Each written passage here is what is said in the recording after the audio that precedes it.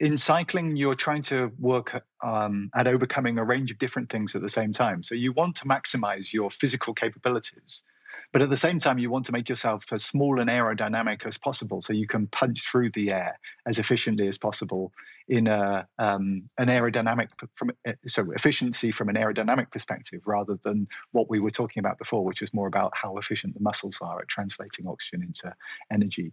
Um, the problem is that those most aerodynamic positions are rather cramped, and don't enable you to necessarily develop your full power output. So, as you say, what then happens is there's a kind of a delicate trade-off that occurs. Now, I'm starting to move beyond my area of expertise here, in that I know that there are people who have done a lot more work in this field since than I have. But broadly speaking, most elite cyclists and indeed triathletes don't adopt the most aerodynamic position that they can achieve on a bicycle, because they would actually compromise their performance on the bike in terms of the power they can produce. So they try to find that balance between something that enables them to slip through the air very smoothly, but at the same time maximize their power output. And then it's slightly convoluted, because aerodynamics have a massive effect in terms of its impact on how hard you work.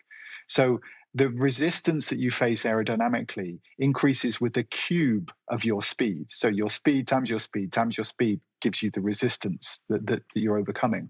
So you slightly favor the aerodynamics over your own power output or your physical performance, but not by very much, because the other thing, of course, that you don't want to happen is that you just fatigue sooner as well.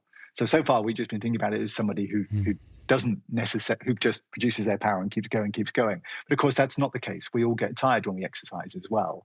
And that tiredness will compromise your performance too. So your position is both how smoothly you can slip through the air, how much power you can generate on your bike, and then how quickly you fatigue in that position.